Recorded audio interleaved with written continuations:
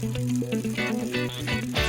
petit bidon, mon pépère. Christopher Froome à pied. Mais quelle image du tour. On n'a jamais vu ça. Aïe aïe aïe, attention Philippe, vous ne pas rappeler. Allez mon grand, t'es grand aujourd'hui, t'es grand. Chapeau. Bonjour à toutes et à tous et bienvenue dans Chasse Patate, le podcast du groupe Eto qui décrypte l'actualité cycliste. On se retrouve aujourd'hui pour présenter le Giro d'Italia, le Tour d'Italie qui va partir ce samedi de Turin au nord de la botte et qui se terminera pas très loin finalement à Milan à la toute fin du mois de mai, mais après un bon gros détour en passant un petit peu par tout le Tour de l'Italie. Ce parcours, on va bien évidemment vous le présenter ainsi que les favoris, pas n'importe lesquels de nos consultants du jour. Ils sont 3 à être présents aujourd'hui en ma compagnie. Je vais commencer par vous présenter Alex. Salut Alex. Salut. On est également avec Anselme. Salut Anselme. Salut tout le monde. Comme toujours, c'est un plaisir de vous retrouver pour parler cyclisme. Alors juste, on va quand même rappeler que le précédent podcast, tu n'avais pas pu être avec nous. Comment ça va après les résultats de Valverde ? Oh, j'ai eu du mal à respirer pendant tout le final de Liège-Bastogne-Liège. Ah, c'est décevant. Il y aura des regrets, mais il est pas si terminé que ça, donc il a montré qu'il pouvait encore courir, donc je me satisfais de ça. Le Valverde qui n'est pas au départ de ce Giro, on verra probablement sur le Tour de France, et puis il y aura très certainement une Vuelta qui suivra.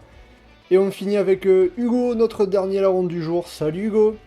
Salut Mathieu, ça faisait longtemps. Avec plaisir de te retrouver, et puis avec tes nombreuses présentations très fournies sur le forum, et notamment tes récaps de la semaine. S'il y en a parmi vous auditeurs qui ne sont pas sur le forum, je vous invite à aller voir le dimanche soir, lundi matin. Hugo nous fait un petit récap de la semaine très fourni, très complet. C'est très intéressant à suivre. Merci, mais ravi d'être de retour. Et bien voilà, donc à présent, vous savez tout pour ce podcast, le programme, les intervenants. Attention au départ, chasse patate, c'est parti.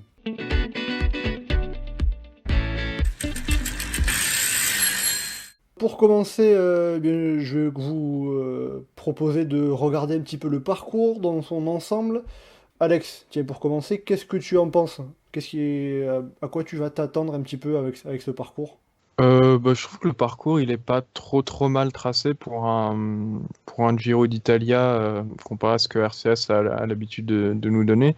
Je trouve qu'il y a plein d'étapes plutôt sympas. Alors il y a notamment l'étape des Strade Bianche, la 11e étape qui promet un bordel extraordinaire au niveau du classement général, au niveau de l'éparpillement des favoris. Je trouve que certaines étapes de montagne sont plutôt sympas. La dernière étape de montagne, je trouve qu'elle est très bien. C'est un peu dommage qu'il y ait le chrono le lendemain, mais on s'en passera. Les deux choses qui me plaisent un peu moins dans le parcours de cette année, c'est, comme ce qui a été dit avant le podcast, c'est qu'on n'a pas vraiment d'étape de moyenne montagne. Il y a plus... à chaque fois qu'on a un profil de moyenne montagne, il y a l'impression que c'est un peu gâché par une arrivée au sommet à la fin. Et l'absence vraiment d'opportunités pour sprinter après le milieu de deuxième semaine, on va dire, notamment la troisième semaine où ils n'auront aucune opportunité pour se démarquer. C'est sûr qu'après la 13e étape, en tout cas pour les sprinters, il n'y a plus vraiment d'étapes vraiment plates. Il y a peut-être une opportunité sur la 15e et sur la 18e, mais il faudra résister déjà aux baroudeurs et ensuite aux punchers. Donc il y aura probablement du travail à ce niveau-là. Hugo, quel est ton avis sur ce parcours ? À quoi tu t'attends également ? Je le regarde plus, c'est un parcours difficile pour moi, pas dans son tracé individuel des étapes, parce qu'au final on n'a pas d'énormes étapes. En fait on a un peu tout le temps le même schéma où on a un départ plutôt simple, et puis après on monte crescendo en difficulté, sauf sur l'étape 9 qui termine quasiment la première semaine, où là on a vraiment un tracé de moyenne montagne, mais au final on a une arrivée au sommet très pentue à la fin. Donc tracé individuel, pas de grande réussite je trouve. Bon il y a certes l'état des stradés, mais si je demande à tout le monde, tout le monde va me dire ouais c'est super étape parce que c'est des Strade Bianche et pas parce que c'est on a du vallon, on a des stradés, mais c'est pas pour le tracé mais pour la présence des stradés en tant que tel que l'étape est belle. Et après sinon. Et justement par rapport à cette étape des Strade Bianche, est-ce qu'on peut s'attendre à avoir un déroulement de course similaire à ce qu'on a sur la course d'un jour ? Après, ce qui est intéressant, c'est son placement. Du coup, c'est à la suite de la journée de repos. Avant une étape de Bagno di Romagna qui est quand même très difficile, mais plus typé baroudeur. Et après, il faut une journée de repos pour les sprinteurs. Et puis le Zoncolan, donc pour moi, elle est bien placée. Donc on peut s'attendre à du bordel, effectivement. Et ouais, un Giro qui est difficile et qui va crescendo en plus dans la difficulté avec tout de même les étapes des Alpes. Avec des étapes pas forcément attendues, pas forcément nécessaires, mais on a quand même des grosses étapes, malgré le fait qu'on n'ait pas la grosse étape, que je nuancerai quand même, parce que la dernière étape, même si pour une dernière étape, c'est pas ce que j'attends, on a quand même un trio de montées qui est très plaisant, je trouve, qui s'enchaîne très bien. Et sinon, un Giro difficile, et je trouve qu'il n'y a pas vraiment d'absence de haute montagne, comme le disait Vegni par rapport au faible kilométrage, mais plutôt qu'on a une difficulté globale qui est répartie partout, mais qu'on a un Giro global très difficile et très différent de ceux qu'on a eu ces dernières années où on avait ce découpage sprinter-grimpeur, où là, au final, c'est un peu grimpeur en premier et grimpeur en deuxième. Et Anselme, pour finir un peu ce tour de table, ton avis sur ce parcours?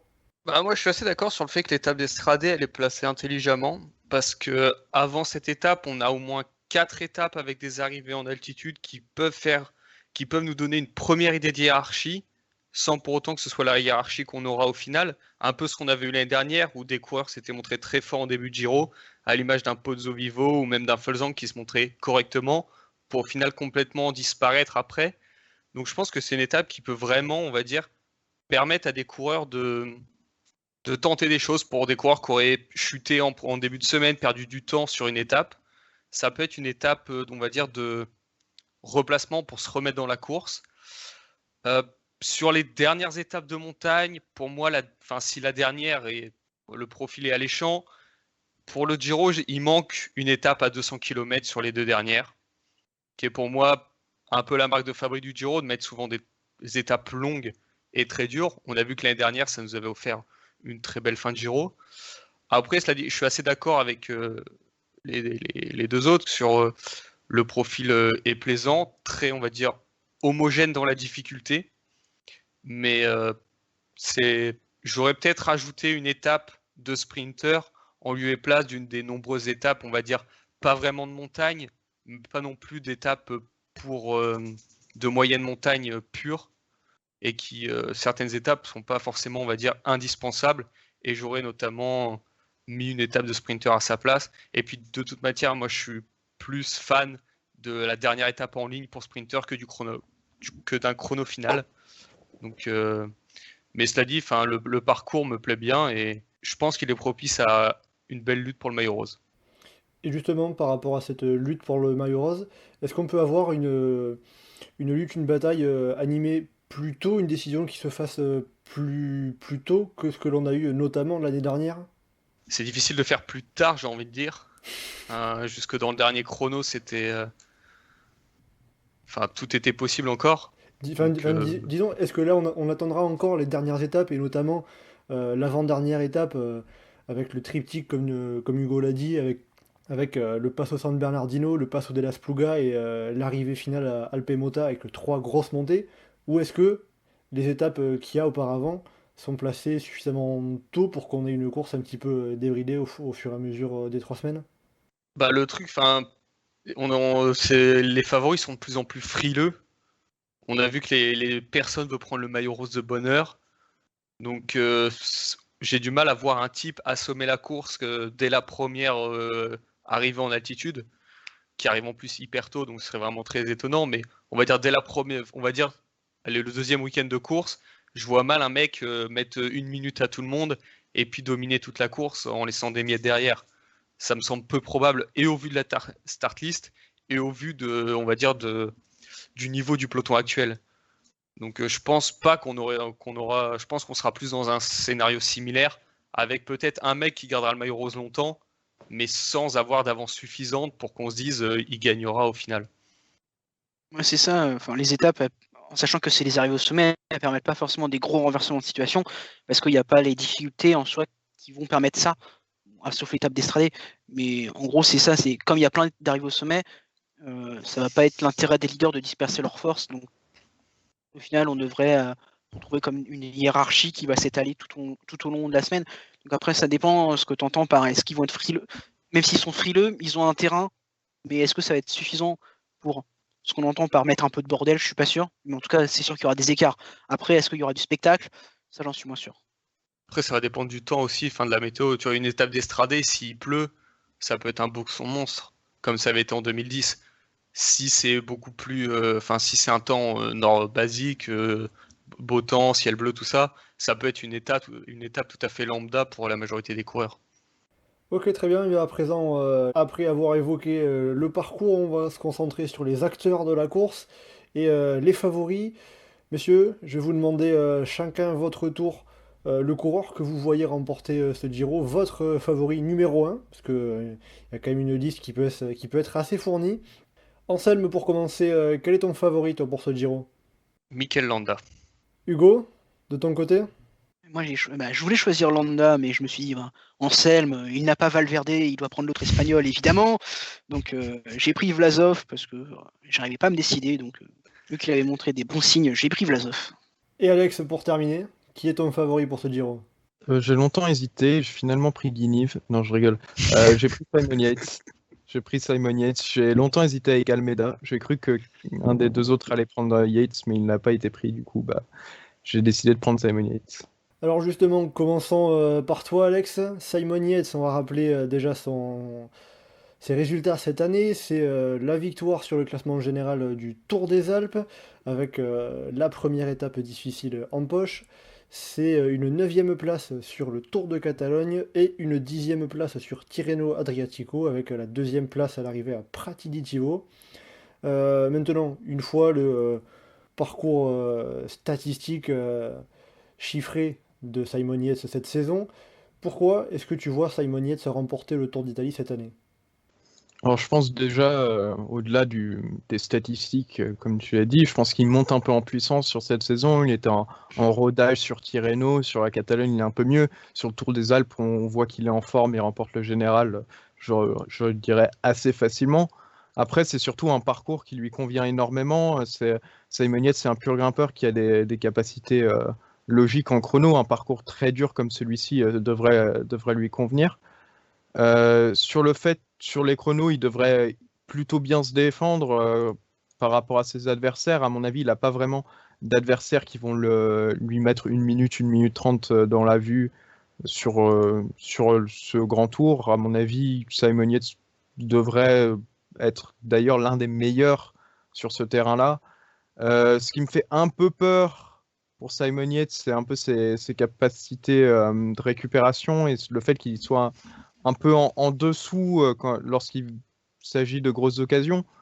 Mais au final, je pense que sa carrière parle pour lui. C'est un coureur qui est très très solide en montagne, qu'il a déjà prouvé par le passé qu'il pouvait terminer très très haut sur des grands tours. Il a remporté la Vuelta, il a fait de très bonnes places d'honneur, que ce soit sur le Tour de France ou le Giro d'Italia. Son dernier Giro qu'il a complété, du moins parce que l'année dernière il y a eu toute cette histoire avec la Mitchelton où il s'est fait déclasser. Sur ce dernier Giro il finit 8e. Donc c'est un coureur qui a prouvé qu'il était déjà très solide et sur un parcours qui lui convient assidûment, avec énormément d'arrivées au sommet, énormément d'étapes de montagne bien compliquées, bien comme il faut, avec des contre-la-montre et une opposition plus faible qu'à l'accoutumée dans ce domaine-là. Je pense que Simon Yates devrait être le favori numéro 1 pour remporter cette édition du Giro. Et surtout avec ce qu'il a montré notamment sur le Tour des Alpes, où il était le plus fort. En tout cas, il avait personne qui était véritablement à son niveau. Oui, absolument, ça fait partie de sa montée en puissance. Justement, j'avais parlé sur sa saison où il commençait un peu petit, on l'a pas énormément vu à Tirreno, on l'a pas trop vu en Catalogne. Et là, sur la course de préparation du Giro par référence, on retrouvait pas tous les favoris du Giro, mais en tout cas, on retrouvait notamment Vlasov, qui sera l'un de ses principaux concurrents. Il le met à 1 minute. Il est tout seul sur ce Tour des Alpes. Il est pas vraiment inquiété. Donc, à mon avis, il part avec une solide fondation, à mon avis. Pour moi, c'est le favori numéro 1. Le coureur qu'il faudra aller chercher sur ce Giro, c'est Yates. Et après Anselme, Hugo, bon, vous n'avez pas choisi Simon Yates, donc vous ne le voyez pas forcément le numéro 1, mais est-ce que peut-être il n'est pas en forme trop tôt? Je sais que c'est un peu un argument qui avait été avancé en 2018 quand il s'était effondré sur les dernières étapes. Est-ce que c'est un argument qu'on peut ressortir cette année? Non, moi je suis pas d'accord. Enfin, et puis même, j'ai envie de dire, je trouve Wings un peu dur sur son truc de. Il a pas montré de quand il était en position de gagner ou je sais pas quoi. Enfin, parce que moi, Landa pour moi est plus favori qu'Yates, mais j'ai hésité aussi entre les deux. Pour moi, l'anglais fait partie des top favoris. Enfin, il a gagné un grand tour, il a surdominé un début de Giro avant de s'écrouler. Bon, il n'avait pas compté ses efforts. Enfin, il a plus prouvé sur grand tour que la moitié du plateau. Il a plus prouvé qu'un Thibaut Pinot. Mais pourtant, je suis sûr que si Thibaut Pinot avait été là, tout le monde serait beaucoup plus dithyrambique sur le français. Donc moi, je trouve les gens très très durs sur Adam Yates, qui globalement... Simon Yates. Simon Yates. Ouais. Ils se ressemblent. Ah, ils sont pas jumeaux pour rien, mais pour une fois cette année, ils sont plus dans la même équipe. Ouais, Bah ouais, ils sont en dans plus. des équipes différentes maintenant. Ouais, donc parce que bon, j'ai Ineos devant Il les faut yeux, savoir là. ce que tu veux. Hein. Non, mais sur Simon Yates, enfin, pour moi, il est très favori. Et si c'est pas raté, enfin, parce que son dernier Giro, il était arrivé en disant que c'était le plus fort et c'était un peu raté. Mais pour moi, cette année, il fait partie des favoris et c'est un des coureurs de grand tour sur lequel il faut compter. J'ai envie de dire, sur les grands tours, pas forcément sur le Tour de France, mais sur un Giro ou une Vuelta, pour moi, j'ai envie de dire, pour moi, il me fait penser à un Simoni monstrueux sur un Giro, mais en retrait sur le Tour de France. Hugo, de ton côté, Ouais, on sait que c'est un coureur qui est capable de gagner, qui est capable de se montrer très fort, donc c'est normal de le mettre parmi les gros favoris. Moi, il y aura deux gros tests, c'est l'étape de Cortina d'Ampezzo et c'est l'étape de l'Alpe Mota qui sont les deux étapes les plus difficiles. Mais en soi, je pense effectivement que Yates, il a un parcours à sa convenance parce que la difficulté globale est élevée et parce qu'elle est répartie sur toutes les étapes. les deux tests qui arrivent quand même en fin de course, Cortina d'Ampezzo, c'est la 16e étape, mais oui, c'est de toute façon deux étapes qui, pour un peu tous les coureurs, si c'est une mauvaise journée, ça va se payer cher. Voilà, mais après, sinon, sur les autres étapes, comme le dit, bon, ça jouera sûrement sur la montée finale. Puis après, bon, il a quand même une bonne équipe. Il y a Kangert et Nivet. Bon, j'ai pas souvenir qu'ils aient fait des grosses impressions en ce début de saison, mais c'est quand même des coureurs qui sont fiables normalement sur les grands tours. Nieve répond toujours présent. Ouais, c'est ça. Et puis Nieve, il adore le Schulz a montré de très bonnes choses sur le Tour des Alpes et apparemment en ce début de saison. Puis après, c'est des rouleurs pour le protéger en pleine, donc il a une bonne équipe avec lui. Quoi. J'ai envie de te dire, Nieve, avec un mec comme Nieve, il est tranquille en fin de grand tour. C'est le mec, il est fait pour les grands tours. Il est tout le temps hyper costaud en fin de semaine. Ses grands tours, il est fini toujours dans le top 20, même en étant équipier. Enfin, je pense qu'il a une très très bonne équipe, Yates. De toute façon, l'équipe, la Bike Exchange, c'est all-in sur Yates. Il n'y a vraiment aucun pôle sprint. Il y a limite un petit pôle baroudeur qui peut se détacher, comme justement Nieve qui aime bien prendre les échappées en troisième semaine s'il est autorisé à le faire. Mais là, Ouais, ça va vraiment être tout pour Yates. Sur des étapes un peu de transition, ou notamment la 18e, qui est un peu une étape, pour moi, 100% pour baroudeur. Ils ont des gros rouleurs qui peuvent, roulent toujours, on va dire, qui peuvent aller chercher une étape. Mais... Bon, en tout cas, pour Simon Yates, il n'y a pas trop de doute sur sa capacité à tenir ces 3 semaines pour vous trois. Ouais, non, normalement. C'est ça, parfois il a des craquantes, mais on sait que c'est. Normalement, c'est podium. Quand il est en forme, il est parmi les meilleurs, quoi, tout simplement. Et bien à présent, on va passer à un deuxième coureur qui a été cité comme favori. On va partir sur Anselme. Anselme, puisque tu hésitais avec Simon Yates. Ton choix, c'est Mikel Landa. Pourquoi tu as plutôt choisi Mikel Landa comme favori pour ce Giro? Quand je vois le profil du Giro, le nombre d'étapes où on peut le voir s'envoler est incroyable. Moi j'y crois, Landa. J'y crois parce que c'est un Giro sans grosse tête d'affiche, on va dire. Enfin, il n'y a pas un des deux Slovènes déjà, donc forcément ça permet il y a plus d'incertitude. Ensuite, Landa, on sait que le Giro, il a toujours aimé cette course, il a toujours bien performé. C'est ce grand tour qu'il a révélé, on va dire en 2015. Donc moi je crois en Landa. En plus, à côté de ça, il a pour moi la plus forte des équipes. Il a dans son équipe un Bilbao qui a largement un top 10 dans les jambes. Caruso, bon, enfin, il est hyper costaud, il a l'expérience, il a roulé pour les plus grands. Donc, et à côté de ça, enfin, même sur tous les terrains, en fait, avec Mohoric, Tratnik, Valls, qui peut être très bon, mais qui est souvent par terre. Enfin, il a pour moi l'équipe la plus costaud. Le parcours lui convient hyper bien. Il y a moins de chrono. Il y a qu'un chrono le dernier chrono doit faire 30 km, il me semble. Tout pile. Mais je pense qu'il a largement ce qu'il faut avant pour creuser des écarts sur tous les autres. Et on sait qu'en plus, Landa, s'il a les jambes, il va essayer. C'est difficile de savoir s'il est bien ou pas parce qu'il a toujours la même tête, toujours la même position. Mais moi, je pense que c'est le Giro de Landa. J'ai envie de dire, c'est le grand tour ou jamais. Et justement, Parce par que- rapport au fait de savoir s'il est bien ou pas, son début de saison est positif, rassurant à ce niveau-là pour toi? Bon, Tirreno, il fait un très bon Tirreno. Donc, il y a 2 ovnis devant lui. Donc, sa 3e place, je pense pas qu'il puisse mieux faire en début de saison. Et puis, sur le Tour du Pays-Bas, c'est pareil, il va chercher un top 10. Après, Landa, j'ai envie de dire, c'est des coureurs de grand tour où, sur les autres courses, c'est difficile d'être aussi haut qu'ils peuvent l'espérer sur un grand tour, sachant qu'il y a d'autres profils qui viennent se mêler à la lutte. Donc, son début de saison est tout à fait correct et ne permet pas de remettre en doute sa capacité à pouvoir remporter ce Giro. Et on rappellera, comme tu l'avais évoqué, que c'est sur le Tour d'Italie qu'il a obtenu son seul podium sur un grand tour. C'était en 2015, à l'époque où il était encore chez Astana et équipier de Fabio Aru. Donc on va voir si cette année il est en mesure de faire mieux. Hugo, qu'est-ce que tu penses de Mikel Landa pour ce Tour d'Italie, toi? Moi, comme je l'ai dit, je l'aurais probablement pris si Hansen ne l'avait pas pris avant. Ah, C'est- donc en fait c'est un peu un triangle entre vous trois. Vous hésitiez tous avec le coureur de l'autre, c'est ça? Ah oui, mais Ansem a été plus rapide. Non, mais voilà, Landa, il a l'expérience, il a l'équipe avec Bilbao. J'ai toujours ce blocage mental en me disant, c'est pas un coureur de grand tour et pourtant il est toujours là. Mais c'est un coureur extrêmement solide. Bon, je le vois pas faire podium Bilbao, à la limite top 5, mais ça c'est un coureur très solide. Bon, peut-être un peu solitaire parfois. Que je me souviens, je sais plus, c'est le Giro 2018 ou c'était avec Pozzo Vivo, il me semble, où il n'avait pas trop aidé. C'était avec Lopez.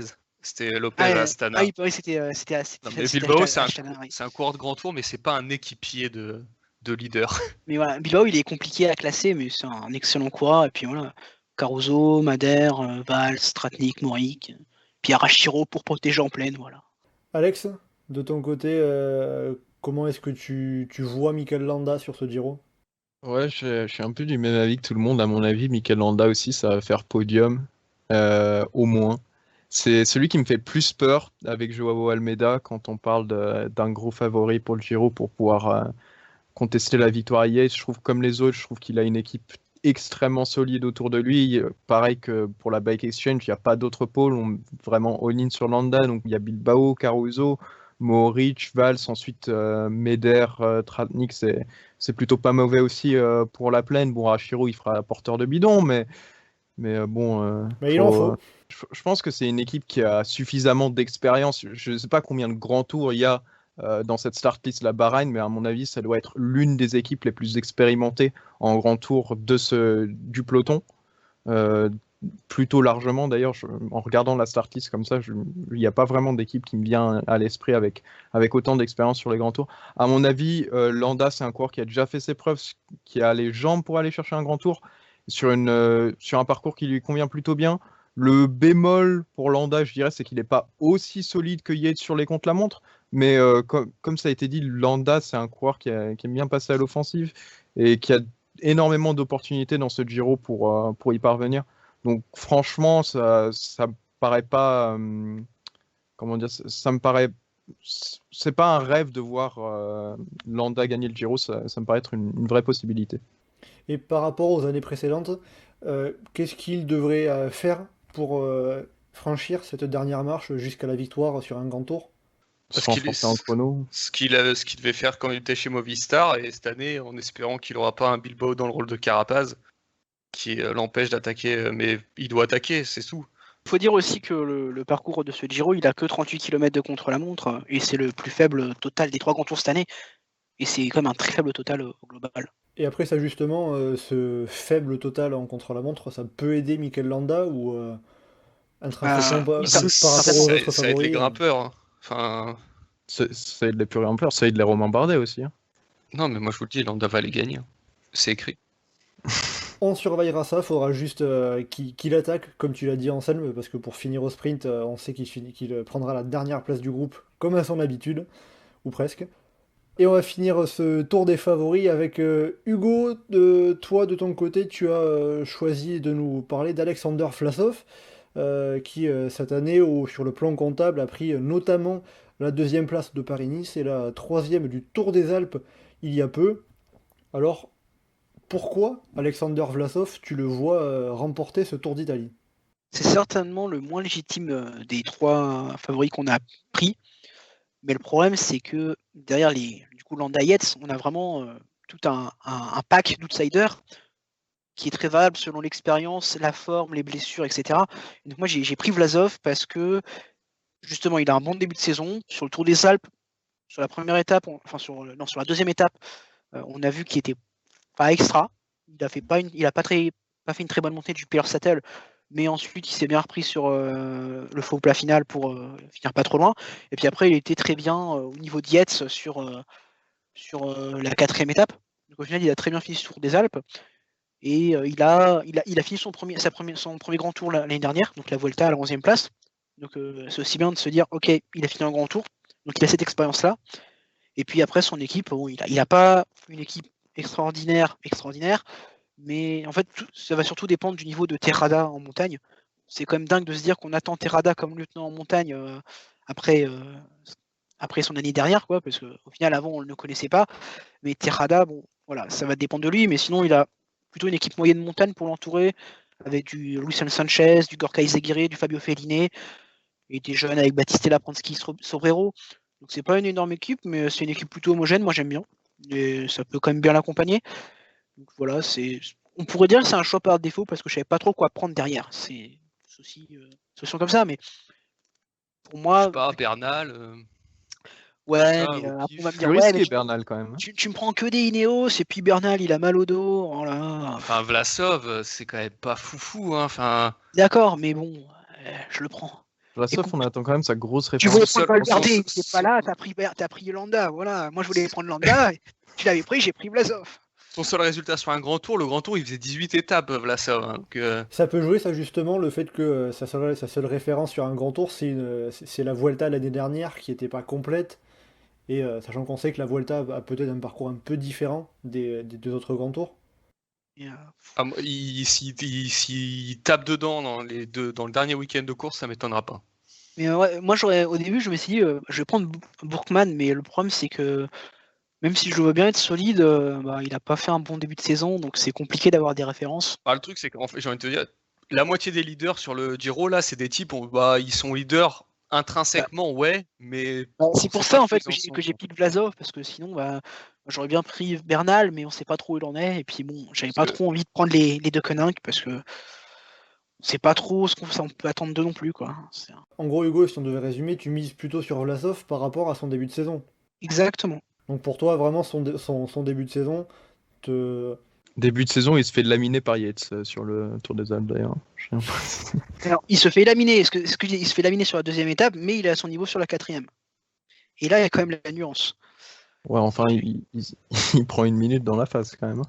En 5 étapes. Enfin, et puis même sur Paris-Nice, il était pas tranchant. Mais je suis d'accord qu'il y a beaucoup de paramètres qui font que Vlasov n'est pas au niveau des 2 autres, mais on a un gros pack d'outsiders, d'où il est, je trouve, très difficile de démarquer quelqu'un. ça peut être un peu l'une des surprises de ce Giro. Ça peut. Ah, moi, je dis que la surprise, ça peut être Marc Solaire. Après, on va dire Guinif, c'est ça, et puis. Non, mais les mecs sont d'une mauvaise foi assez folle quand même. On va dire On parle d'un mec nouvelle qui a fait une étape monstrueuse sur le Romandie et qui a quand même quelques références sur les courses par étape. Ouais, alors, si par étape monstrueuse, tu parles de l'étape d'Estava, il sort juste à 500 mètres du sommet et ensuite derrière, ça collabore pas. J'appelle pas trop ça. Son attaque est impressionnante. Hein. On va quand même le signaler, on a le défenseur des coureurs australiens avec Alex, on a le défenseur des coureurs espagnols avec Anselme, et Hugo qui nous choisit donc Sur des Alexander coureurs Vlasov. exotiques, voilà. Voilà, l'exotique avec Russe, les un niveaux coureur exotisme, russe. on a fait mieux quand même. un coureur russe et peut-être le successeur de Denis Menchov 12 ans Ah, après. Denis. Hugo, pour revenir et finir sur Alexander Vlasov, l'année dernière, on l'avait découvert et qu'il avait un peu explosé au plus haut niveau avec le Tour de la Provence en début de saison, puis ensuite le Tirreno Adriatico et sa 11e Qui a place. explosé sur le Giro, mais pas dans le même sens, on est d'accord. Voilà, et sa 11e place sur le Tour d'Espagne. Cette année, il a franchi encore un palier supplémentaire par rapport à 2020, tu penses? C'est compliqué à dire parce que, attends, de mémoire, on avait quand même une bonne concurrence montagne sur les étapes françaises de l'an passé. On dit quand même Paris-Nice, c'est quand même une étape, enfin une épreuve où généralement on a des coureurs plutôt typés puncher grimpeurs comme Sharman qui arrivent à se démerder. Donc c'est sûr que c'est compliqué à analyser, de dire. Ah, est-ce qu'il Paris-Nice, y a il est quand même... enfin, il est au niveau de Guillaume Martin en montagne, hein, donc c'est Et bien, voilà. mais c'est pas non plus incroyable. Et donc après, sur ce Tour des Alpes, bon, voilà, il était parmi les meilleurs, voilà. Bon, en tout cas, je vois que Anselme et Alex sont pas très rassurés par le prono de Hugo, mais En même temps, il me laisse pas beaucoup de choix. Hein. Moi, je leur laisse deux favoris. Non, parce qu'en plus, si tu te bases sur le Tour des Alpes, tu prends Jefferson, Cepeda, et puis... Bah ouais, lui aussi, du coup, il est très en forme, pourquoi pas, hein. Tu veux prendre Ponomar? Vas-y, prends Ponomar. André Ponomar, qui sera d'ailleurs le plus jeune coureur sur le Tour d'Italie depuis 1930, l'Ukrainien qui a seulement 18 ans et qui aura 19 ans en septembre. Donc il est assez largement le plus jeune coureur de ce Giro. Et il me semble qu'ils veulent le faire abandonner au bout d'une dizaine de jours, je crois. Je suis pas sûr, mais c'était parmi les rumeurs, il me semble, pour déjà lui donner l'apprentissage. On regardera ça, sachant qu'il est passé professionnel en début de saison. Donc, Sa première course, c'était Milan-San Remo. Donc, ouais, parce qu'il n'est pas passé directement du coup pro en début de saison, mais il a fallu attendre 2 mois. Et je crois que c'était une question de budget parce qu'il demandait quand même pas mal pour un néo-pro. Il me semble qu'il y a eu des échos de ça. Bon, et ben sinon, du coup, on a pu voir un petit peu vos différents favoris, Simon Yates, Mikel Landa et Alexander Vlasov, pour les récapituler. Petite question avant de finir avec nos coureurs français. Je vais même vous poser 2 petites questions sur 2 coureurs que vous n'avez pas beaucoup, dont vous n'avez pas beaucoup évoqué. Remco Evenepoel, tout d'abord, le Belge qui fait son début de saison tout simplement sur ce Giro. Il n'a plus couru depuis sa grave chute, sa grave blessure sur le Tour de Lombardie l'an dernier. Je pense que tout le monde s'en souvient. Qu'est-ce qu'on peut attendre de lui, tout simplement, en Rien. quelques mots? Rien. Enfin, Sur une course comme ça, c'est c'est enfin, il va pas hautement jouer le improbable qu'il arrive à final. performer. Vous savez, moi j'aimerais bien dire rien, mais à chaque fois que je dis ça avec Evenepoel, il fait tout. Donc, À la Ouais, rigueur, rien pour Evenepoel, il va claquer son étape, hein, et puis voilà. à la rigueur, il peut passer le Giro transparent en montant en pression et gagner le dernier chrono. Mais s'il commence à jouer le général et à prétendre au maillot rouge jusqu'à la fin, ce Non, serait, mais de très gentil. Koenig, Moi, de toute on façon, sait- ils moi- vont tabler sur ouais. Almeida, à mon avis. Hein, c'est Almeida ou Ah, Masnada. ou Masnada, Et vu pour son moi, niveau. c'est- Masnada, je suis un peu moins sûr, mais Est-ce que Oui. justement le fait d'avoir mis également Joao Almeida sur cette liste de départ sur le Giro, c'est un petit peu parce que De Koning Quick-Step n'avait pas tellement confiance en Remco Evenepoel Il me semble pour qu'Almeida jouer le était premier prévu rôle. de base quand même. Hein. non, Non, il moi, était je pense prévu que il y a un au moment. vu du Giro d'Amelda de l'année dernière, ils viennent avec plusieurs cartes et du coup, l'incertitude d'Evenepoel permet de jouer en mode bah non, on sait pas qui est vraiment le leader, tout ça, et ça permettra d'enlever la pression sur un Almeida par exemple, qui pour l'instant n'a jamais vraiment prouvé sa valeur quand il est attendu. L'année dernière, il a sorti son Giro comme ça, mais maintenant il faut qu'il confirme. Donc ça lui permet d'arriver un peu masqué. Et, Et puis on aura un Giro beaucoup plus difficile que l'an passé, avec un meilleur plateau. mais globalement, ouais, pour moi, Evenepoel, c'est vraiment. En fait, on n'en attend rien, donc s'il fait rien, on se dira, ouais, on s'y attendait. Et s'il fait quelque chose, on se dira, bah, on s'y attendait aussi, parce qu'on n'est plus étonné. Ouais, ce serait quand même étonnant. On peut s'attendre à tout, en tout cas, avec ce genre de coureur. Et après, sinon, un coureur que vous n'avez pas trop évoqué, vous en avez parlé un petit peu, Egan Bernal. Pour le coup, lui, il avait vécu une saison de 2020 compliquée avec son mal de dos. Il avait dû abandonner sur le Tour de France. Là, cette année, il a fait notamment 4e sur Tirreno Adriatico. On peut s'attendre à voir Egan Bernal jouer la gagne? Bah, s'il Bah, a il pas va de la problème, jouer en tout cas, mais à mon avis, je le vois pas gagner parce que c'est un gros point d'interrogation. En gros, Bernal, ça peut faire boom comme ça peut faire flop. Donc, j'en s'il est attends au pas top, grand chose. Après, ils Pour ont moi, Sivakov, mais bon. enfin Bernal, s'il est au top et qu'il a aucun problème, il peut gagner le Giro. Enfin, Ouais, on va se mettre d'accord. Evenepoel, il gagne le dernier chrono. Et Bernal, il gagne l'étape en haute montagne. Voilà. Voilà. bah ouais, non mais enfin pour moi Bernal c'est celui que à la manière d'un Landa peut faire péter tout le monde en montagne. Mais pour ça, faut qu'il soit à son top niveau et depuis sa victoire sur le Tour, on l'a jamais revu à son top niveau. Donc Ouais, donc moi, tu vois, au final, je suis content d'avoir pris Vlasov parce que si j'aurais pris Bernal, Anselme m'aurait dit non. Et si j'avais pris Evenepoel, Anselme m'aurait dit non. Tu vois? Tu vois, t'aurais fait Almeida, j'aurais dit oui, mais Il t'aurait quand Et même dit bon. non, de toute façon, quoi qu'il arrive, je pense que... Il y a quand même une grande question. Y a-t-il trop de descentes pour Dan Martin? bah Dan Martin, non, en vrai ça va, c'est pas Zachary Ouais, il non en plus. prend. Ouais. il y a mais- Reichenbach dans le peloton quand même, hein, faut pas oublier. Sachant quand même, on va le signaler, puisqu'on ne l'avait pas dit sur le point parcours, il y a qu'une seule étape de montagne qui n'arrive pas au sommet, c'est l'étape de Cortina d'Ampezzo, qui est quand même, pour le coup, sacrément costaud, Ouais, avec 210 3 gros bornes cols avec et, 3 cols à plus de 2000 mètres, voilà, un départ en boss. Ouais, non, c'est une bonne étape. Anselme, il a déjà réservé sa journée depuis 3 mois. Anselme est déjà prêt pour le dimanche 24 mai en tout cas. Et bien à présent, pour terminer ce podcast, on va se pencher sur les Français, les coureurs français et les équipes françaises un petit peu également pour viser un peu plus large. Alors, les coureurs français, déjà, ils sont Y a-t-il 13. des coureurs français sur le Giro? Alors, Déjà. Ils justement, sont 9, je crois, non? ils sont 13 au départ de ce Giro, je vais tous les citer, ça va être assez rapide. Tony Galopin, François Bidard, Geoffrey Bouchard, Clément Champoussin et Alexis Goujard chez AG2R Citroën, Rudy Mollard, Simon Guglielmi et Romain Seigle chez Groupama FDJ, Nicolas Hédé, Victor Lafay, Rémi Rochas chez Cofidis, Rémi Cavagna chez Deceuninck Quick-Step et Romain Bardet chez DSM.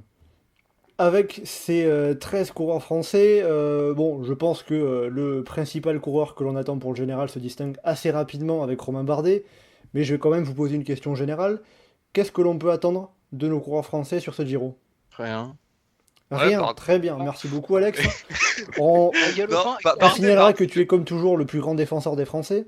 Bardet, Cavagna, il doit jouer le top 5, Bardet. Bardet, top 5. Ouais, il va le jouer, mais Il doit être dans le top 5. Sachant que justement pour Romain Bardet, entre lui et Jay Hindley, le leadership tendrait plutôt vers le français, à ton avis Anselme? Bah, le truc, c'est qu'en fait, Hindley, il a pop un peu comme ça, au hasard. tu sais, c'est comme Almeida.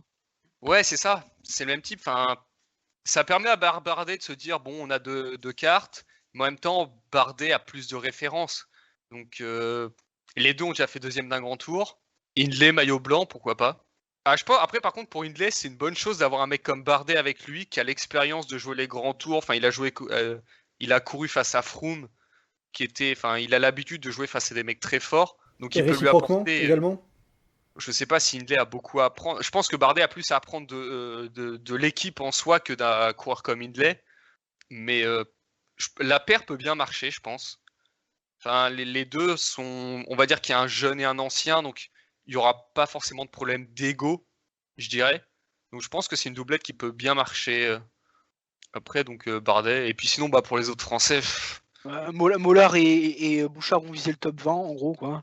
Donc on Bah, les verra pas parce Mollard, qu'ils il seront est tout le là, temps là, Mollard, mais pas trop là. il vient pour le général ou pour des étapes, Mollard? Apparemment, le groupe FDJ a plutôt annoncé qu'il essaierait quand même de faire un général, de ce que j'ai compris. Moi, je vois quand même plutôt Optimiste, Reichenbach quoi. aller chercher un top 15. Il me semble que c'est ce qui était dit dans le communiqué, ce que j'ai vu sur le forum, c'est que Oh.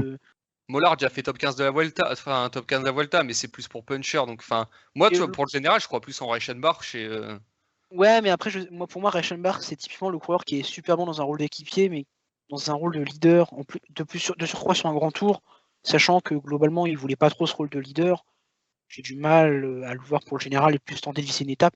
Et après sinon, donc, en dehors de Romain Bardet qui va donc viser plutôt le classement général, on peut avoir une victoire d'étape française. Cavagna. ouais, bah, il Cavagna sur les chronos. Ouais. Je pense que c'est la meilleure chance d'une victoire française. c'est d'être Je sais Cavagna pas, sur- non, parce qu'avec Evenepoel dans son équipe, ou même un Ghana s'il est en forme, moi j'aurais plus dit un Goujard ou sur une des étapes un peu bâtardes de sprint vallon. Goujard, c'est optimiste quand même. Ou un galopin pour faire le. Ouais, je crois plus en galopin. Pour gagner Voilà, sur les 3 grands Galopin, je sais tours. pas. Il galère un peu quand même. Ouais, Depuis... Galopin, j'ai l'impression. Galopin, il galère, que mais parcours, c'est Goujard, il galère encore compliqué. plus. Alors. Sa dernière victoire, elle remonte à 3 ans à Galopin, donc. Enfin, Je crois plus en Galopin qu'en Goujard, juste parce qu'il a un profil plus polyvalent. Ah, moi, je crois plus en Bouchard chez. En Goujard ou en Bouchard? Bouchard. Moi, je dis Goujard et Galopin. Ouais, mais tu vois, enfin. En fait, pour moi, c'est tous des si tu pseudo changes, baroudeurs potentiels vainqueurs, mais. Bah, c'est Ah, comme non, d'habitude chez en fait, Adversaire. non, bah non, mais pour moi, c'est Vandram. Vandram, sur un petit groupe, même un peloton réduit, il peut le régler. Ouais, mais c'est pas un français. Heureux de savoir Ouais, que mais il est dans Vandram une a équipe pris la française, nationalité c'est pareil, française, voilà. Et en plus, non, mais il est dans une équipe française, mais il est italien, donc c'est encore mieux. Allez, vive Elia Vivani pour une petite victoire Cofidis. Voilà. Viella, Viviani, putain. Ah non, mais tu vas voir quand c'est fait. Emmené par Berané, t'as pas envie de le voir emmené par Berané? Justement, Viviani, parmi les sprinters qui sont engagés sur ce Giro, il peut aller chercher une victoire d'étape. Bah, j'ai envie de dire, en fait, il doit aller chercher une étape s'il va encore prétendre au statut auquel. La phrase va être nulle. Auquel il prétend, quoi. Mais enfin. Bah, si c'est un sprinter, il doit sprinter, ouais, je suis d'accord. Ouais, parce que, enfin, une fausse victoire en 2021, 0 en 2020. Sur une sous-course en Il plus. faut comme noter que l'an passé, il était vraiment à la ramasse. Cette année, il a l'air de savoir sprinter. Mais bon, C'est le pas problème, terrible. c'est que son train n'a pas franchement donné de main carte. Bon, Consoni, ici, à la limite, mais Consoni, Et il a Consoni, plus joué sa carte. Bah, le Sabatini truc, c'est et que Viviani, Consoni, franchement, depuis 2 ans, ils sont. Bah oui, non, mais c'est pour ça que Consoni, c'est vraiment- il a pas de, on va dire, de référence en poisson pilote. C'est parce qu'il doit tout le temps suppléer Viviani qui se rate. On est d'accord. Mais- Mais moi, le problème, c'est que bon, Sabatini et le petit Viviani, ils ont franchement été. Enfin, ils savent pas. Là, ils savent plus être là dans les derniers kilomètres, en gros. Non, mais le petit Viviani, je sais pas ce qu'il fout là. Hein. Enfin, globalement. Bah, et on l'a pris parce qu'il a gagné il a remporté une victoire d'étape sur un semi-classique belge qui avait été tronqué. On Non, l'a le- surtout ouais, pris parce que voilà. c'est le frère d'Elia. Oui, bon, on l'a c'est pas pas- pris pour Frère ça, d'eux, parce mais que parce c'est qu'il a gagné une victoire ensuite qu'ils l'ont fait signer, mais. Voilà, Ouais, fallait sur pas attendre. le Johan Museau classique. Oui, je crois. C'est C'est ça, ça. ouais. Mais enfin, Sachant même à que- l'époque, San Gemini, il l'avait pas gardé. Enfin. Oui, non, mais on est d'accord. Donc, bon, dans l'ensemble, je vous sens pas extrêmement confiant pour les équipes françaises. Et, entre Non. guillemets- C'est des équipes de baroudeurs un peu typiques d'équipes en gros, d'équipes B. Bizarrement, Ouais, les généralement meilleures sur les- chances sur les françaises Pour moi, sont pas dans les équipes françaises en fait. C'est Romain Bardet chez DSM et c'est Rémi Cavagna chez Deceuninck. Les équipes françaises, on se retrouve avec des start lists dignes des années 2010 où on envoyait des pseudo-baroudeurs pour être là, quoi. Mais. Ouais, c'est ça, c'est un peu déprimant. On suivra ça, on verra si Romain Bardet peut aller chercher un top 5, si Rémi Cavagna peut aller remporter une étape, et notamment sur les chronos, ou avec un de ses raids solitaires dont il a le secret, lui aussi. On suivra également bien évidemment l'ensemble de ce Giro, et on regardera si Mikel Landa, Alexander Vlasov ou Simon Yates remportera la course italienne, la course rose, ce Tour d'Italie, donc on va le rappeler, qui s'élance ce samedi de Turin et qui se terminera au terme de 3 semaines à Milan. Alex, Anselme, Hugo, merci beaucoup d'avoir été en ma compagnie aujourd'hui pour ce podcast de présentation du Giro. Mais il n'y a pas de quoi. Merci à toi. Merci. Merci à tout le monde. hein. Oui, aux auditeurs et aux coureurs. Et on se retrouvera bien évidemment pendant le Giro pour faire des petits points, pour suivre le déroulé de la course italienne. Bien évidemment, vous pourrez nous suivre plus en direct, plus en live sur le compte Twitter du groupe Eto, @legroupeeto, pour les live tweets des étapes. Et en attendant le prochain podcast de Chasse Patate, vous pouvez donc nous retrouver sur le site et le forum du groupe Eto, legroupeeto.fr, ainsi que sur nos réseaux sociaux, Twitter, je l'ai déjà dit, mais aussi Facebook et Instagram. N'hésitez pas à commenter, liker et partager ce podcast. Merci beaucoup, et à bientôt dans Chasse Patate.